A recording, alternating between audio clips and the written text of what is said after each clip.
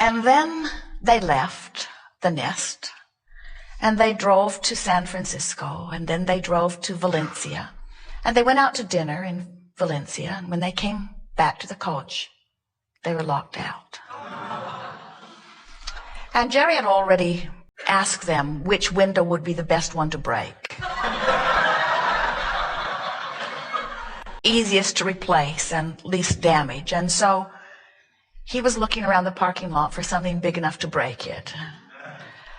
And then Jerry had a very brilliant idea. He put the big key in the big lock and encouraged Esther to try it while he clicked with the electronic gizmo. And after about half an hour, the right alignment happened and the door opened. And so then they went to Prevo in Los Angeles, and talented people greeted them and said to them, "This has never happened before." And Esther said, "We know. We have issues."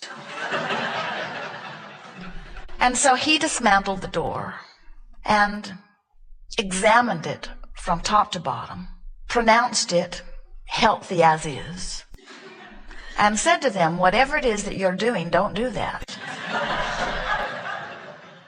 And so Jerry and Esther now know that life in their new motor coach is dependent upon their alignment of energy.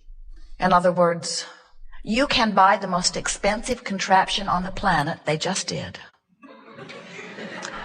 manufactured by the most talented, caring, effective, efficient people who exist anywhere, and they are that. And if your energy is not in alignment, you can defy all logic, because the universe gives you response that matches your vibration. And Jerry and Esther have had 2 coaches that the doors were not in alignment, and they said it regularly. We're going to get a new coach, and the doors are going to be different. And what they meant was it will be better. But what their vibration said is, "Nah, nah, nah, nah, nah. We're leaving you behind." But they didn't. You have to be a vibrational match to what you want. You cannot push away from you what you don't want. They know it. Their life is nearly perfect, and if they could get into their beautiful new motor coach, it would be perfect. Now they're having fun. Now they're laughing. Now they're contrite. Now they are accepting that it is their vibration. Now they are really looking for solutions. Esther is saying there must be a reason for it. And so she said to the nice man, when he still had the door all apart, "Let's see if we can replicate what's causing this." And then an idea occurred to her. She said, "Is it possible that we could be attempting to open one latch at the same time that we're attempting to unlock another latch, because they're always so eager to get out or get in, that we could be operating both mechanisms simultaneously and they could be getting in the way of each other?" And the man said, "I don't think so, but I'll try it." And he did, and the lock jammed. And then he did it again, and the lock jammed. And then he did it again, and the lock jammed.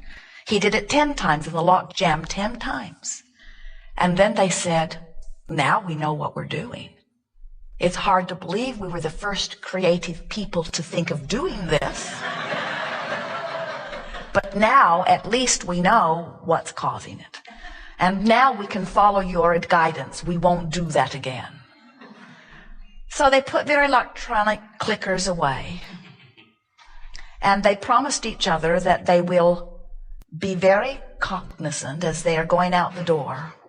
And we say to all of you, when you get as deliberate about the way you feel as Jerry and Esther must become about getting out the door. In other words, when you take the time to line things up. In other words, don't you think it's interesting that 2 things were colliding inside their door? And it's exactly what we're talking about your energies clashing, is what we're talking about wanting one thing and believing another, or wanting one thing and expecting another. It just never works out.